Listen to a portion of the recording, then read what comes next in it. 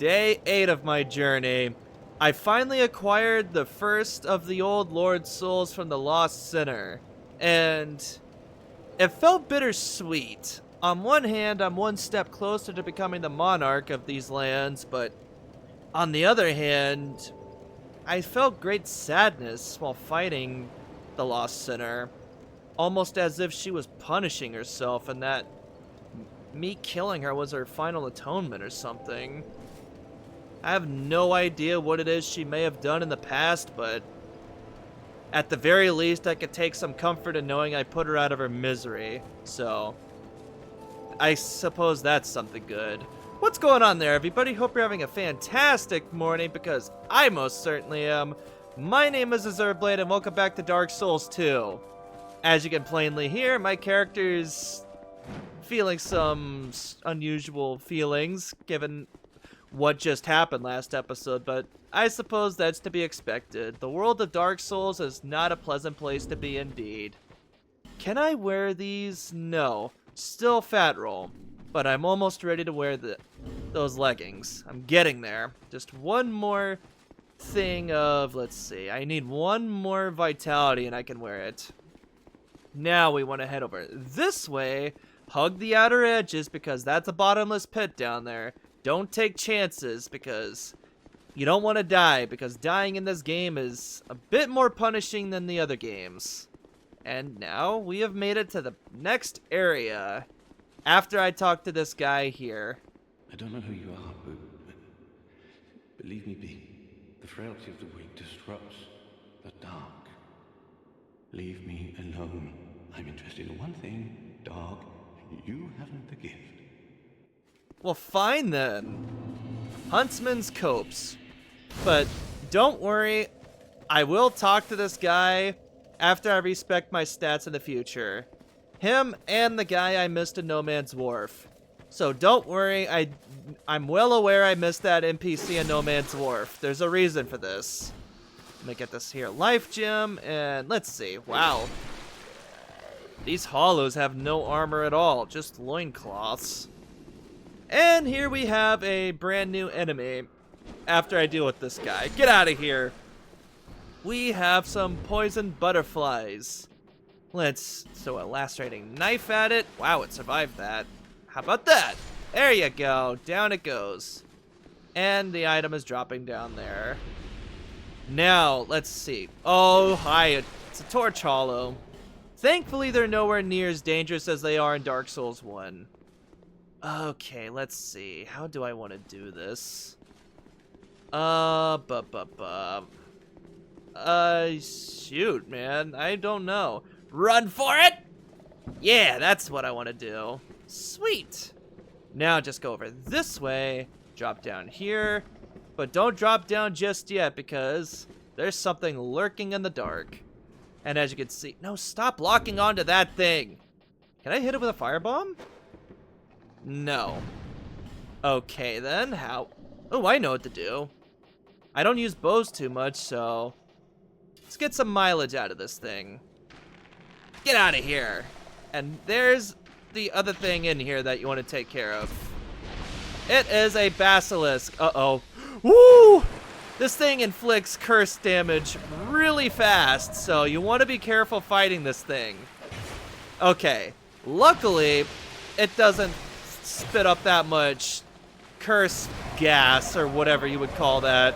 Get out of here, you stupid torch hollow. But you want to take care of this basilisk. And there's a reason for this. It drops large titanite shards, which is very helpful. You want to get those.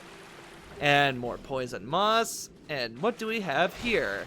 Nope, just a normal chest. Open sesame! What do we got? Ricard's Rapier. This is a weapon from Dark Souls 1. And now we have the most obvious illusion wall in the game. If you don't know what to do there, then I don't know what to tell you. I can't help you at that stage.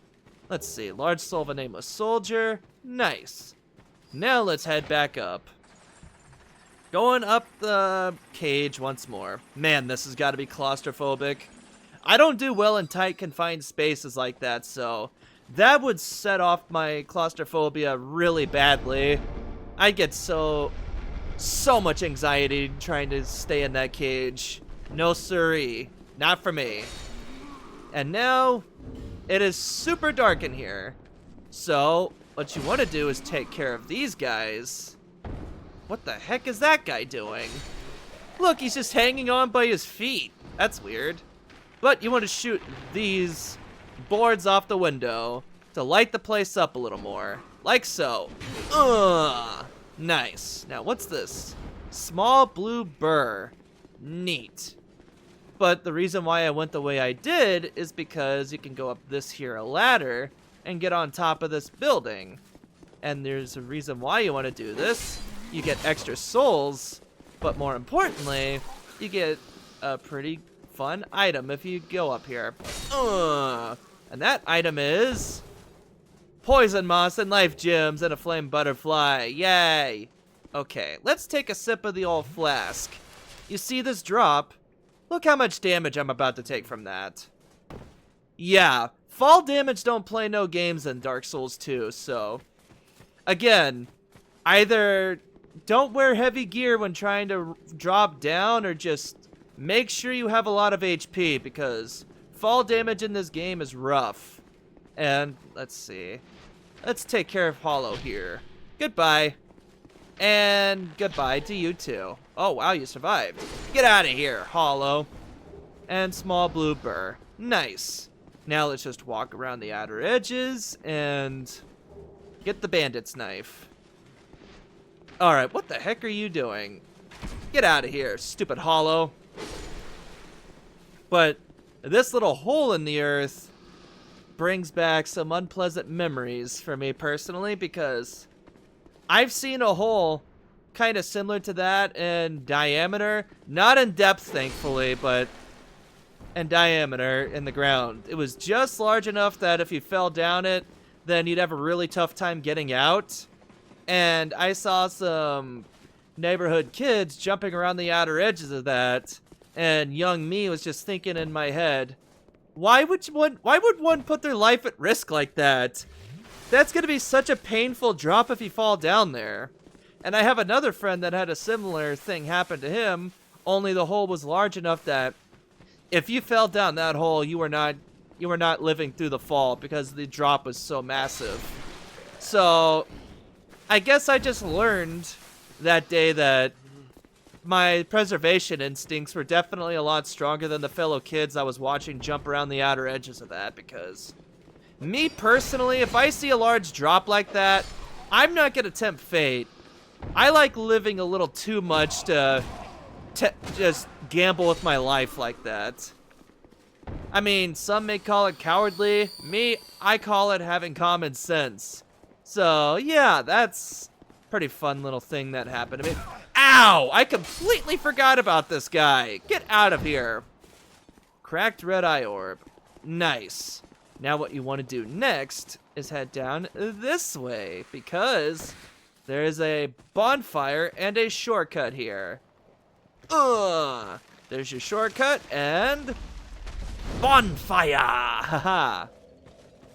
This item, do not try to get this item from here. You will die trying to get it. Just ignore it for right now, as tempting as it may be to try and get it. You will be able to get it later, don't worry. But and for right now, let's just continue on through this place. Ooh, what'd he drop? More torches. Oh, okay. This is a pretty good place to get torches. That's good to know. Where the heck are you going? Get over here, hollow bandit. Now, if you go over here, you have small orange burr and large soul of a lost undead. These burr items temporarily boost. The orange ones boost your fire defense. The blue ones boost your magic defense. It's a good idea to hang on to these. And now we have... Ow! An enemy that has hook blades for weapons. Let's go ahead and pop a life gem and just wait for my health to come back.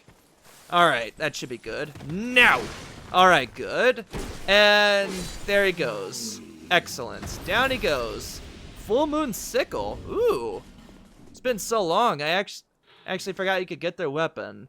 The thin blade, fortified with braid and steel, slices with a fine smoothness, hooks into flesh and rips it apart to cause bleeding. Oh, that sounds painful. Very painful indeed. I'm sure it's a pretty decent weapon, but not one I feel like using. Uh-oh. They're trying to poison me. So these butterflies are a pretty interesting enemy, because in Scholar of the First Sin, I can't speak for vanilla Dark Souls 2 because I haven't played it, like I said previously. There's actually a few of these butterflies hidden around random areas of the game, and you get some goodies if you manage to find them and take them out. I don't know where all of them are, but I do know where some of them are. I'm not going to go for all of them, though. If I know where one is, I will go for it. Otherwise, I won't bother with it. Aromatic ooze. Nice. Now, let's see. Where is he? I know he's around here somewhere. No, don't poison me. There he is. Always get invaded by Forlorn here. Let me get my buckler shield out. Nice try, Forlorn. And, ugh. Yeah, look at that damage. This thing is +2 when it did that much damage. Uh-oh. Aha. And down he goes.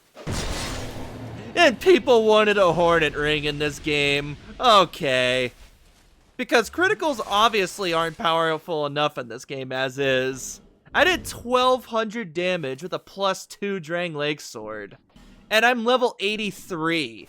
So you can imagine how nasty critical hits get in the later portions of this game.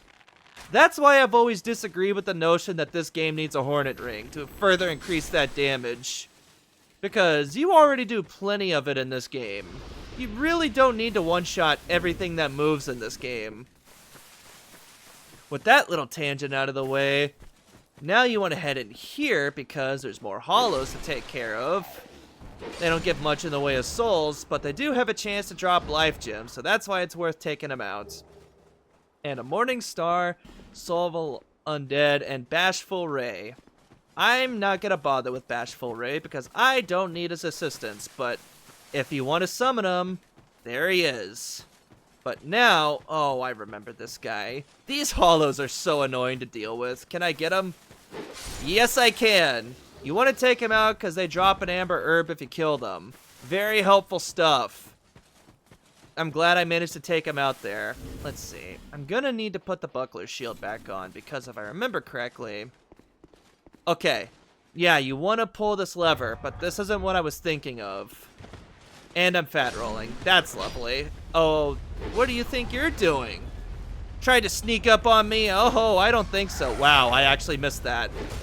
Attack him! There you go. Woo! Okay, good. Now let's take care of the bandits. And now for you. Excellent. Soul of a Lost Undead. And let's take a sip of the old flask. And then go take care of this bandit over here. Nice. You guys actually gave me a small... You gave me a small scare there. I thought you might have potentially got me. But nope, I'm still alive. Now, here it is. Ugh, nice plunge attack. And down he goes. And hidden behind him is a chest. And what is in said chest? Sublime Bone Dust, which is what I wanted out of this place. Sweet. And Soul Spear. So if you do magic, then pretty good spell there. Very helpful thing to have. Did I see an item over here? I certainly did. What's this? Is it good? Poison Moss. It's alright. If I remember correctly, Poison Moss... Let's see. Yeah, cures poison and reduces buildup, but honestly, I just wanted for the fact that it cures poison.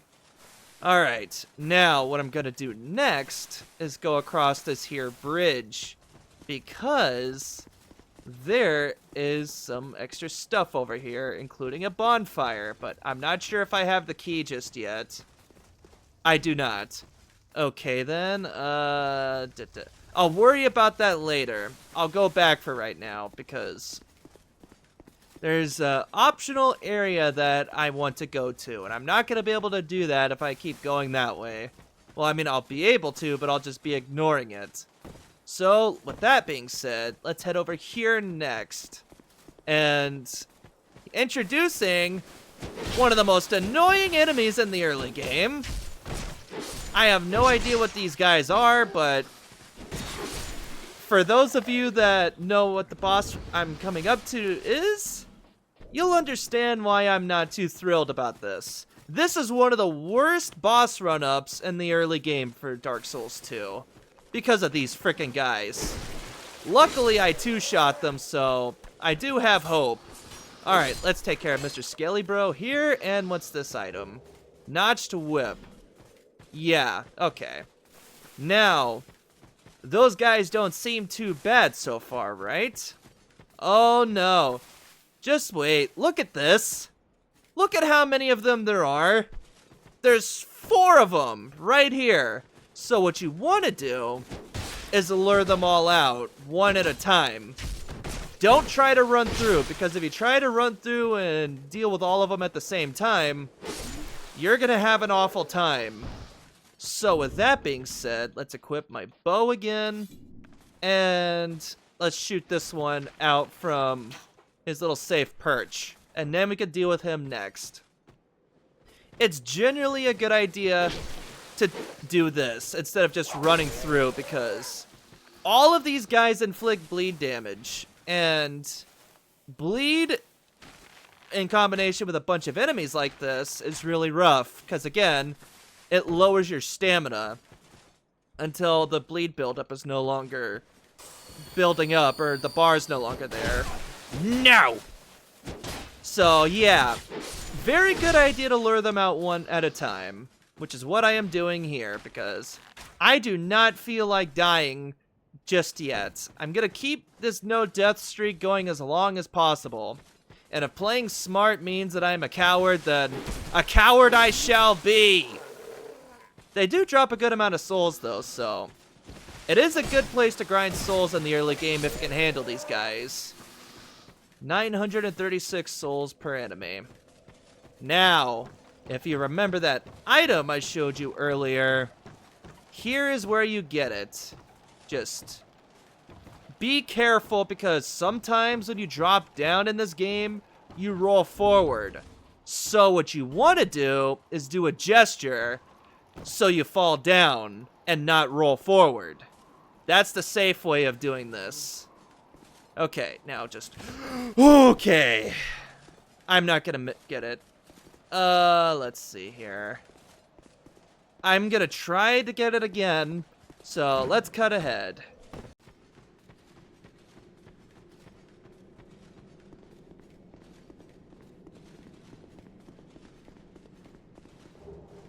On the way back, I found this item here. Pretty helpful stuff. Now I'll see you back at that jump. Okay, let's try this again. Open my gesture menu and drop on down. Like so. Now, let's do this again. Damn it! Okay, 3rd time's the charm, right? Okay. Oh, come on, really? Okay, then. Let's get a little closer. There we go. Ow! God, that's gotta hurt. My right knee is just gone at that point. Okay, try again. Thank you! Pharaoh's Lockstone and Token of Fidelity. That's why I wanted to go over here. Now that I got that, I'm gonna use a homeward bone because I don't want to risk dying from something stupid. Now that you got that Token of Fidelity, now you bring it to the Cathedral of Blue. And now that guy will not say nothing has changed no more, so I am no longer a transient being, am I? Haha. Transient being, you have obtained proof you are worthy of joining our order. You may call yourself one of us, and are free to plant your roots in this garden of the gods. Be proud. I, Targray, do proclaim from this day you are a Knight of the Blue. Rejoice and bask in your new honor. Yep. I will join this covenant, but not because I feel like doing any of your dirty work. You are no longer a mere vagabond. You are now a guardian, a knight of the blue. Proud knight, take this. The Guardian's Seal. Wear this ring and shine light upon stone. Then you will hear the voices of the blue apostles. Listen for their cries of help and repel the malicious invaders. This is the proud work of the Knights of the Blue. The way they elevate themselves to a higher plane. I'll provide what you need. You may visit me at any time. Proud knight, you may come to me, Targray, for help. Because you can get a gesture from him, and he's also gonna sell some items. Like Heavenly Thunder. You want to get that. And also he sells bolt stones. If you use miracles, you're gonna want to get this. And you also want to get these for extra healing. An urn filled with crystal clear water. Originally intended as a soothing potion, this skin scalds the skin of undead and hollows. And the old capital of Mira, an ancient, well-protected spring, produces holy water. But the water's been difficult to acquire ever since Mira became embroiled in war. So pretty decent stuff here. I just wanted to get Heavenly Thunder.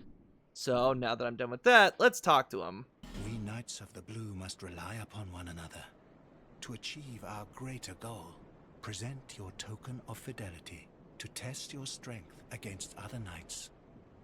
Proud knight, aim high in all things. We knights must protect the apostles of blue. Never forget this fact, and by your honor, never eschew your training. There are others in this forsaken place who have only a lust for blood. They conspire to ambush blue apostles on the road. Knight of the Blue, protect our apostles from these bloodthirsty brigands. Take pride in your duty as a blue knight. Work hard and pursue a higher plane. We Knights of the Blue must present your Okay, that's all your dialogue. Pursue your work, Knight of the Blue. Sure. I'll do that. Yeah. Definitely, Targray. I'll definitely do that. Yep. Definitely gonna be participating in that covenant. Satisfied? I'll be around. Definitely. But now that I'm done with that sarcasm, what does his ring do? If you join the covenant and wear the ring, you'll be summoned to help people that are part of the Way of Blue. And you'll be a blue summon spirit. It's pretty neat stuff. Now, let's pop all these soul items and level up again, because I think it's time that I get more vitality so I can put on the rest of my Drang-like armor. Alright, got one more to go. And there we go. Excellent. 25,000 souls. Now let's see, what can I do here? I can level up 2 times, so let's put 2 into vitality. Because I'm gonna need this for later on anyway. There we go. Excellent. Now let's put this bad boy on. I still fat roll. Oh, never mind. No, I don't. Not anymore. Excellent. And now my defense in the bottom right is actually decent. If for comparison's sake, there you go. Nice. Got 500 slash defense. Very helpful stuff. Let's see, what do I want to do next? I know what I want to do. Cast it into the fire! Nice. Okay, now that I'm back here again, I guess I could discuss something important about this game that I didn't know about until I went through this area and died to those guys over and over and over again. There's only a set amount of times that enemies can respawn in this game. And it's 12 times, I believe? If you kill an enemy 12 times, then they'll stop respawning. There are special enemies like this guy up here that, however, they're only here 1 life. And if you kill them, they'll never come back. So if you take care of this red spirit with the awesome looking gear, then he'll never come back again. And this is what I'm talking about with parrying. Parrying can break this game very easily. That guy was supposed to be really awesome, but I just made him look like a joke. Do I dare go for that item? Okay, okay. It is Fire Seed. Okay, and alley-oop. Okay. Whew. It wasn't worth it, but at least now I know. Now it's time for the next boss.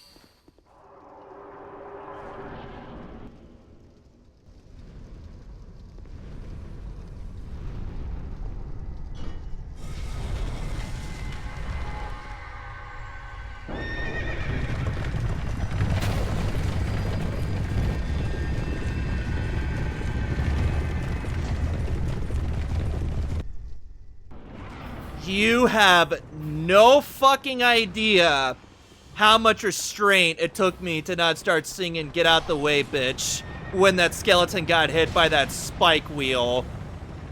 It was so difficult to not start singing that. Oh no, that's not good. Get out of my way, now! No! Fuck out of my way, skeletons! Piece of crap. Unbelievable. That was not cool. Not cool at all. That is one thing I don't like about this boss fight, is that it's very easy to get stuck in a corner like that. But this boss fight's actually a pretty neat gimmick. You gotta slowly make your way around this outer wheel of this place while avoiding the skeletons. Okay, there he is. There he goes. Yeah. Yeah, you just gotta make sure you go into the hidey holes there, but also gotta watch out for the skeletons that will chase you along the way. Okay. Okay, good. Now the thing is, with high enough adaptability, you can just straight up roll right through it. Alright, there's the next necromancer. Get out of here, stupid necromancer. And down they go. Excellent. Now to defeat the boss, just pull this here lever and then run back, because just observe. Ouch. You know that had to hurt. But you want to stay away from that gate, because if this thing runs into you, it will hurt. Alright, now let's see. What are you doing? No! I don't think so. Bad horsey.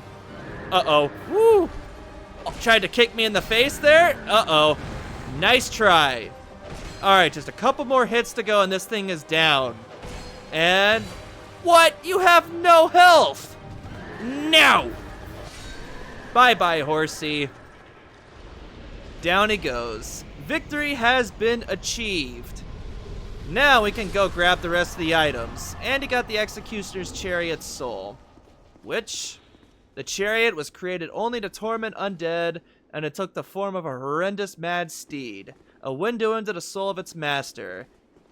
Alright, and you know what? I totally forgot to read the lore on all the other boss souls. Oopsies. Well, I'll be able to read it at some point.